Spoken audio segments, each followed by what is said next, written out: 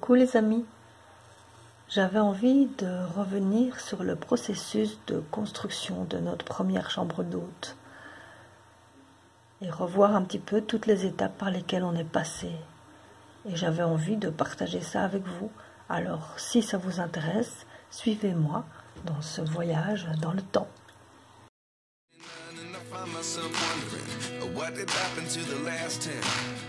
Ran away with my life, fast forward, never turn back again.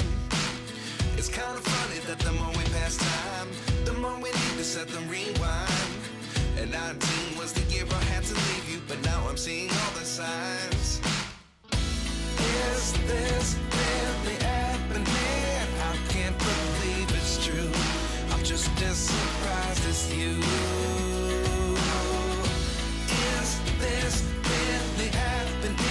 I can't be too sure, but one day I'll be yours again.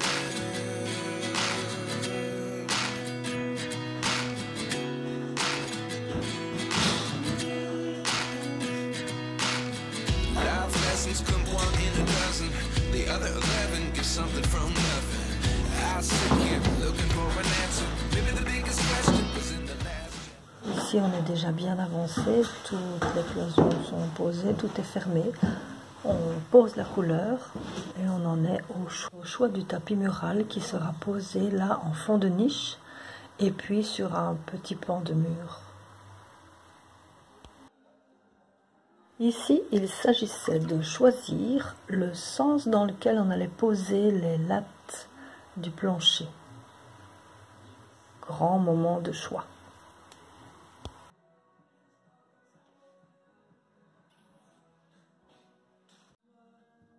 Du bois naturel avec toutes ses imperfections.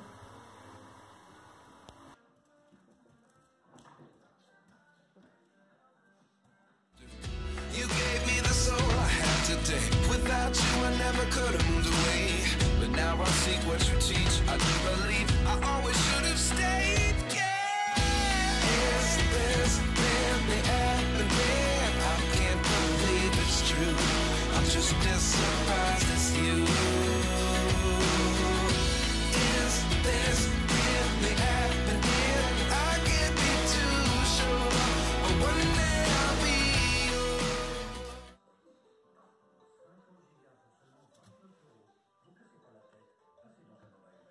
La pose du plancher a été une grande étape. C'est vraiment un moment où on s'est bien vu avancer. C'était vraiment plaisant. Ça a pris du temps, mais c'était vraiment un temps très chouette. Où je suis restée quasi tout le temps dans la pièce près de mon mari pour apprécier l'avancée de la pose et pour l'aider un peu de temps en temps. Mais surtout le soutenir moralement.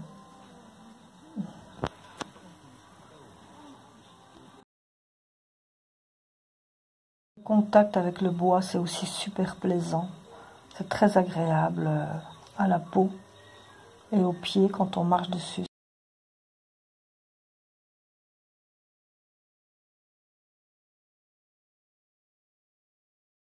Comme on a des murs de pierre, les bords, la pose des bords, c'est vraiment un travail très minutieux, pas forcément facile.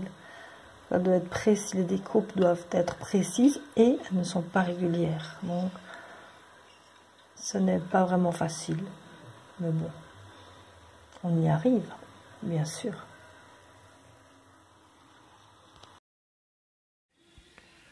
Voilà, alors pour les luminaires, on a choisi un style qui correspond au thème de notre chambre. Donc là, cette chambre s'appelle Retour des lacs. Donc on a essayé de choisir des luminaires qui font un petit peu penser au lac, au bateau. Enfin en tout cas, moi ça m'y fait penser. Dites-moi si vous êtes d'accord avec moi là-dessus.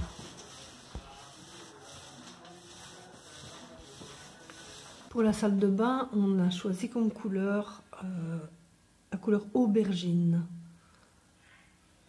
On trouvait que ça allait vraiment bien avec le carrelage. C'est le même vert qu'on retrouve dans le carrelage. Yeah.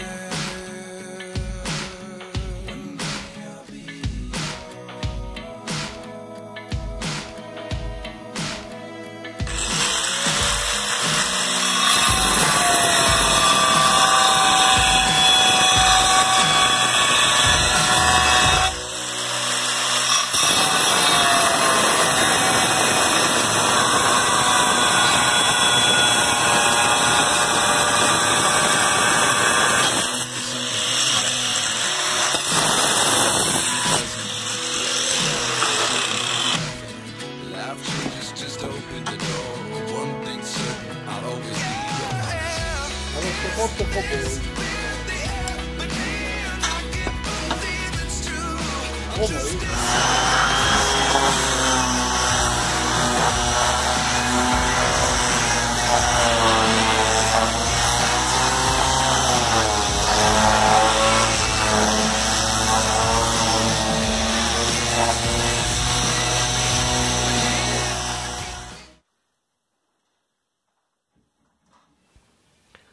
Alors, nous, on n'aime pas trop la télé comme objet, en tant qu'objet de déco. En fait, on n'aime pas du tout ça. Donc, généralement, on cache toujours nos télés. Et ici, dans la chambre d'hôte, ben, on a décidé de la mettre dans une niche. On a longtemps hésité. Au début, on ne voulait pas mettre de télé dans la chambre. On s'était dit que les gens venaient chez nous pour déconnecter et pour se relier un peu à la nature. Mais bon, après, on s'est dit que certaines personnes, peut-être, avaient besoin d'un peu de télévision le soir, qu'ils en auraient en tout cas envie. Et donc, on a fait le choix de finalement en mettre une, mais de la cacher dans une niche avec une porte. Comme ça, pour les personnes qui n'en ont pas envie, bah, ils ne la voient pas. Ça ne fait pas, en tout cas, tache dans le décor.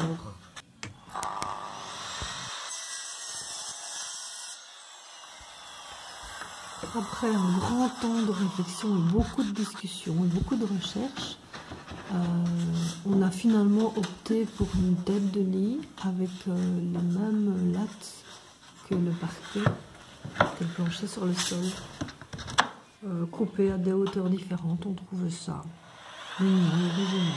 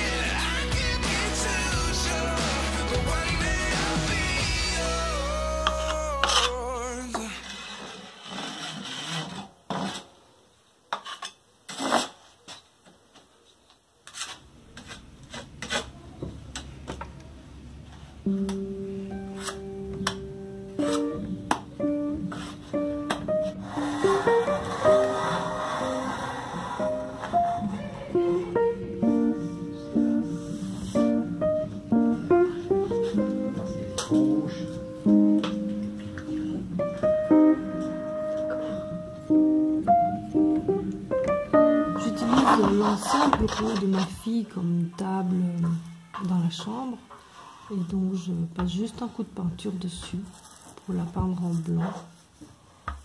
Il va falloir plusieurs couches et après une couche de vernis au-dessus pour la protéger des accidents.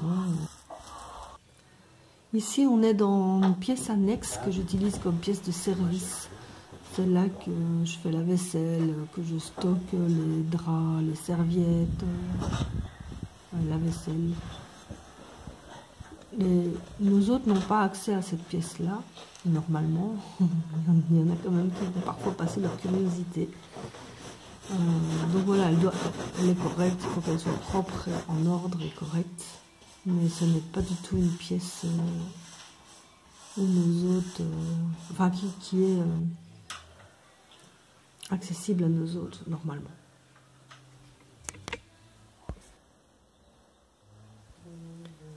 Ici donc, c'est là qu'on va mettre une paroi pour fermer cette pièce de service et la séparer de ce qui sera l'entrée commune pour nos hôtes des deux chambres, puisqu'il y en aura une deuxième bientôt.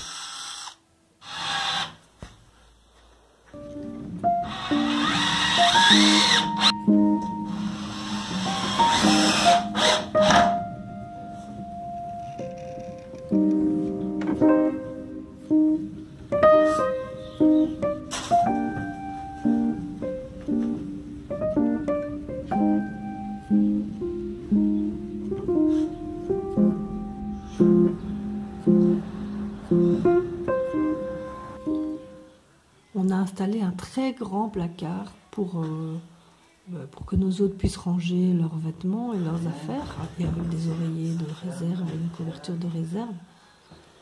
Et comme porte, on a utilisé des anciennes portes de placard qu'on a décapées, mais pas entièrement. Les gens sont souvent surpris quand ils voient ces portes-là, et généralement, ils aiment beaucoup. Elles sont décapées, mais pas entièrement, donc il y a encore des petits morceaux, des petits bouts de peinture. Et puis ensuite, on les a vernis quand même pour les protéger, mais ça donne bien, j'aime beaucoup.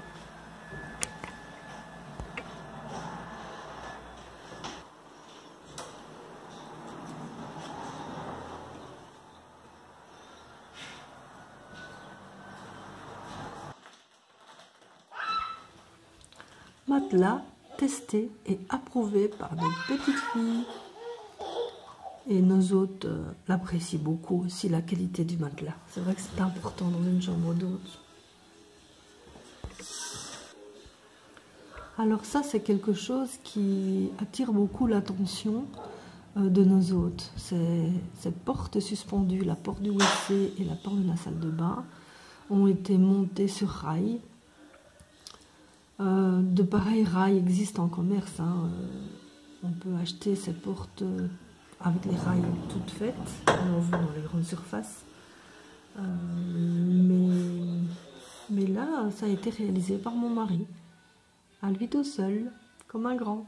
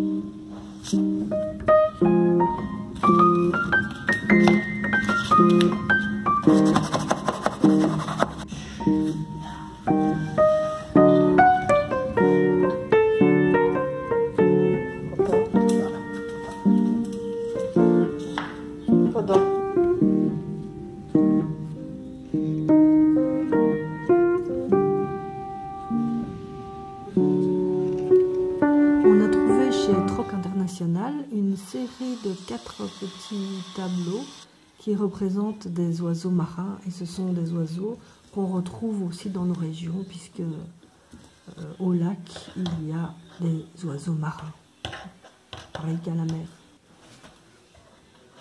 Je trouvais ça sympa. C'est un citron, je vais mettre mes 2 vis en dessous.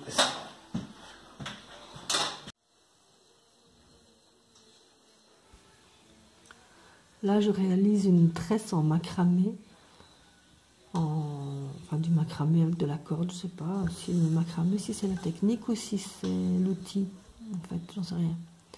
Ah, voilà, c'est du macramé, c'est avec de la corde, et c'est pour cacher les vis qui tiennent la grosse corde là, qui elle-même maintient l'étagère.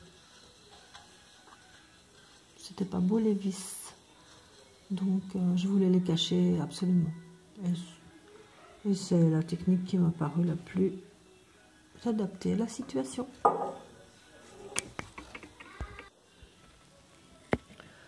Donc voilà, les travaux sont maintenant finis dans cette chambre et on passe à la déco.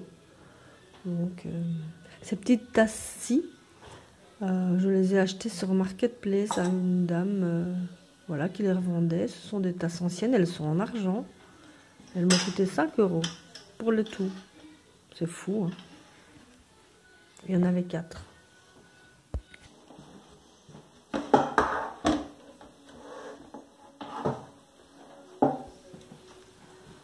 Ici, pour l'éclairage, c'est un montage complètement DIY. On a acheté toutes les pièces séparément.